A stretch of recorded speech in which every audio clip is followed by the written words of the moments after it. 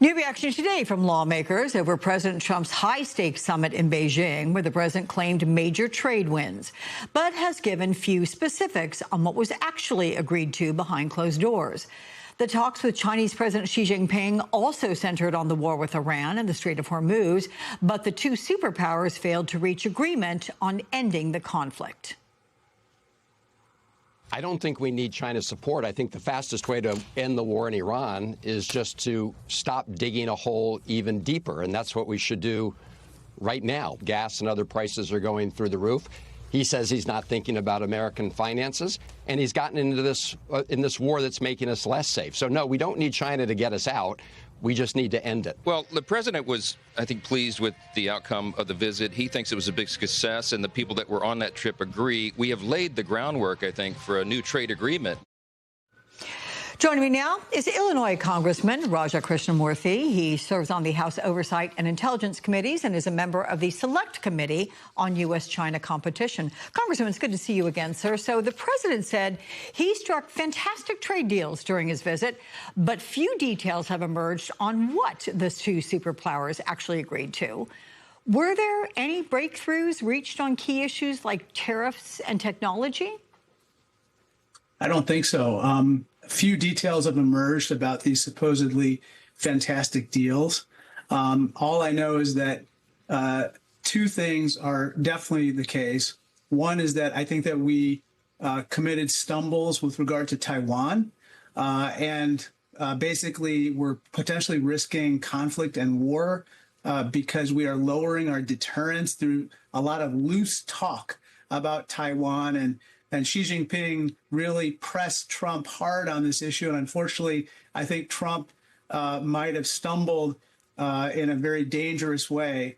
And then the second thing that is true is that, you know, our farmers here in Illinois are suffering as they've never suffered, not only because of the lack of purchases by China and other countries of their goods, including soy, but also because of extremely high fertilizer and fuel prices. And, you know, we as consumers obviously see the price at the pump for 1 gallon of gasoline, but that ripples through the economy, including in the input prices that farmers face. Mm-hmm. What about Iran? Because that purportedly was a key part of the president's agenda, specifically persuading Beijing to encourage Tehran to reopen the Strait of Hormuz and agree on a plan to end the conflict. But no breakthrough was achieved there. Trump today repeated his threats to decimate Iran. So where does this leave negotiations to end the war? I think it's the same place they were before. I think that China did not do anything material to help with regard to the Iranian situation. And if anything is the case, I believe that they see us in a position of weakness because of the Iran war. The fact that we are, you know, experiencing tremendous costs, not only consumers, but also our military and the depletion of resources and armaments. But secondly, it helps them in making the case that they, too, should be able to attack other countries and throw their arms and elbows around militarily to resolve their disputes, whether it's Taiwan or in the South China Sea. And so I think that negotiations over Iran are at a stalemate, and that's just fine for China at this point. You sent a letter to President Trump demanding full public disclosure of any China-linked business dealings involving himself or his family or administration officials. If the White House, sir, refuses to disclose any potential financial ties, what tools does Congress have to investigate whether U.S.-China policy is being shaped by the president's private business interests? Well, we have our own investigatory power. Of course, the majority right now, especially on the Oversight Committee, for instance, refuses to do anything to investigate the Trump administration. And so the minority and Democrats have had to do this on our own, which we will continue to press, especially in this particular case, because I'm concerned that the Trump administration's foreign policy is dictated in part by their family's business policies and their dealings.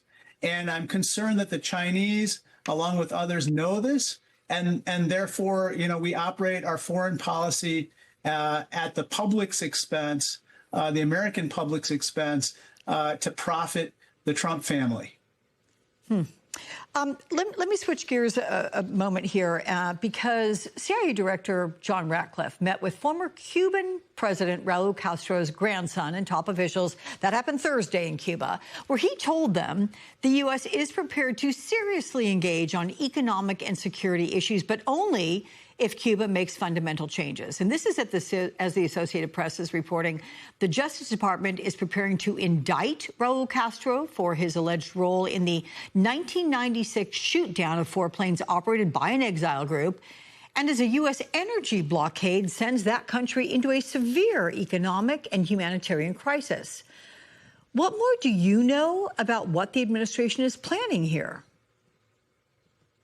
I'm not sure. I'll be going back into the Intelligence Committee briefings this week, and I'll be pressing along with others on this particular issue. But it sounds like a prelude to conflict. It sounds like exactly what we did in Venezuela, indicting Maduro in New York City, and then going down to, quote unquote, enforce the will of the court and capturing Maduro. I'm concerned that, again, this type of move is going to happen in Cuba. And again, it would be illegal and unconstitutional, just like in Venezuela, just like in Iran.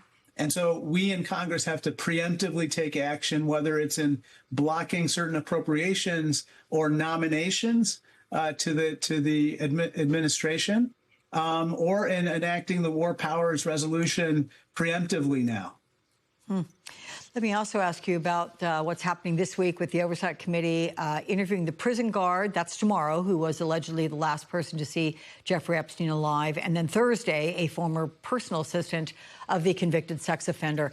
This is after Democrats announced a new phase in the investigation. So what can we expect next? Well, last week I was with survivors in West Palm Beach. We had a field hearing at which we heard these moving stories again from the survivors about their abuse. As you know, these women who were abused as girls have not received a single measure of justice in over 2 or 3 decades at this point.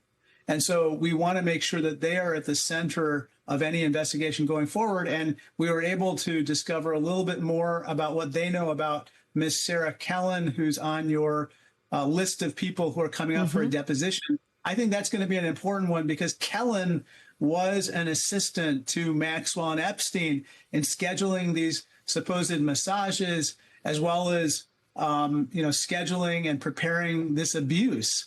And so we want to know exactly what happened. She might know the operational details as well as potential clients and other details. But at the end of the day, we need all the files to be released. I've also called for the financial files, suspicious activity reports that are filed by banks with the Treasury Department to be filed or to be released and disclosed, because they detail over $1.5 billion in wire transactions involving this child sex trafficking ring. It's a stunning amount of money. Congressman Raja Krishnamoorthi, we thank you for your time with us. Thank you. Thank you so much.